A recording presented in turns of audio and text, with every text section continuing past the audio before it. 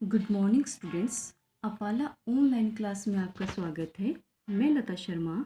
आज हिंदी में समास की इकाई हम पढ़ेंगे, जिसमें दो समास हम पढ़ चुके हैं। पहला अव्ययीभाव समास और दूसरा तत्पुरुष समास। आज हम पढ़ेंगे तीसरा समास, कर्मधारय समास। तो देखिए, कर्मधारय समास की परिभाषा पढ़ने से पहले सबसे पहले हम समास की परिभाषा एक बार फिर देख लेते हैं। समास की परिभाषा ये है कि दो या दो से अधिक शब्द पास पास आकर एक नए शब्द का निर्माण करते हैं, उससे ही समास कहते हैं। अब देखिए, तीसरा हमारा समास है कर्मधारय समास। देखिए, कर्मधारय समास की परिभाषा क्या है कि कर्मधारय समास में एक शब्द विशेषण आएगा और एक विशेष्य आएगा, यानी एक पद उपमेय आएगा और एक पद उपमान आएगा।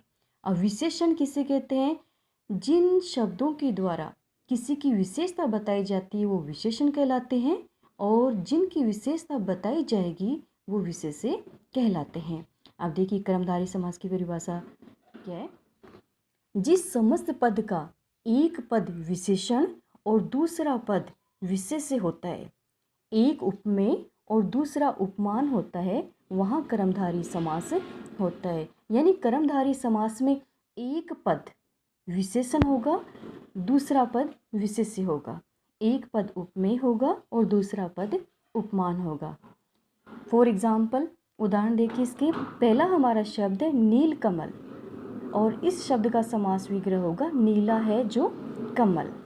तो देखिए, इस शब्द में नीला जो है वो कमल की विशेषता बता रहा है कि कमल कैसा है, नीला है। दूसरा हमारा शब्द है महासागर, और महासागर का समास विग्रह होगा महान है जो सागर। अब यहाँ पर सागर की विशेषता बताई जा रही है कि सागर कैसा है, सागर महान है। अगला हमारा शब्द है सज्जन, और सज्जन का समास विग्रह है सत है जो जन। जन की विशेषता बताई जा रही है, लोगों की विशेषता बताई जा रही है कि लोग यानी जन कैसे, सत यानी सत्य मार्ग पे चलने वाले हैं। नेक्स्ट शब्द है शिष्टाचार, विग्रह शिष्ट है जो आचार, यानी आचार व्यवहार की विशेषता बताई जा रही कि वो किस प्रकार का शिष्ट है, न कि अभद्र।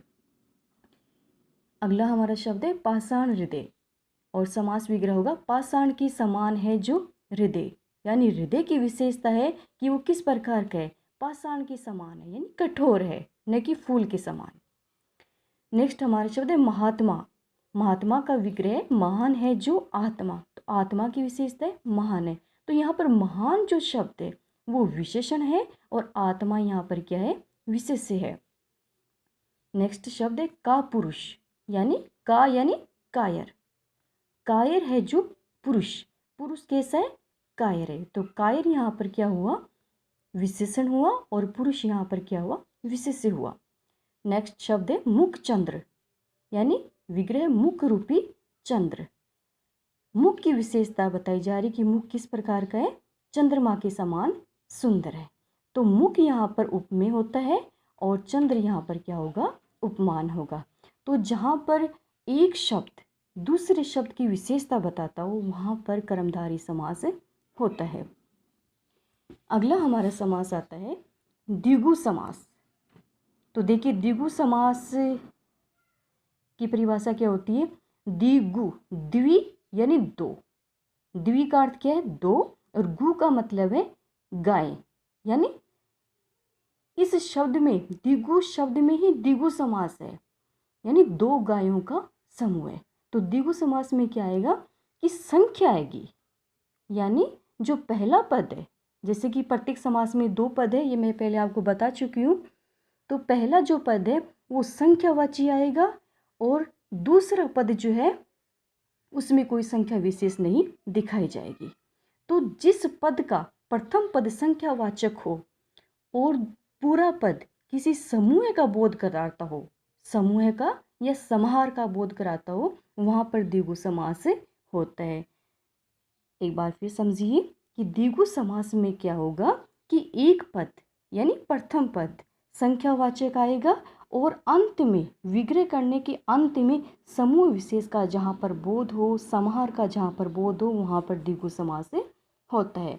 एग्जाम्पल देखिए, दोपहर, दू का अर्थ यानी दो, पहर का मतलब जैसे कि पहला पहर है, दूसरा पहर है, तो दोपहर समास विग्रह है दोपहर के बाद का समय। तो यहाँ पर पहला शब्द जो है, पहला पद जो है वो संख्या है, इसलिए इस शब्द में द्विगु समास है। नेक्स्ट हमारा शब्द है त्रिभुज। त्रि यानी तीन, भुज यानी भुजाएं, यानी समास विग्रह होगा इसका, तीन भुजाओं का समूह है। नेक्स्ट शब्द है सतसई, यानी 700 दोहों का समाहार। पहला शब्द संख्यावाचक है। सट ऋतु, समास विग्रह होगा 6 ऋतुओं का समूह है। सट का अर्थ होता है 6, यानी 6 ऋतुओं का समूह है। नेक्स्ट शब्द है नवरत्न, विग्रह होगा 9 रत्नों का समूह है। पंचवटी, पंच 5, वटी वटों का यानी वृक्षों का, 5 वटों का समूह है। तो जहाँ पर समूह आए और पहला शब्द संख्या आए वहाँ पर द्विगु समास होता है। नेक्स्ट हमारा शब्द है चौराहा, यानी 4 राहों का संगम।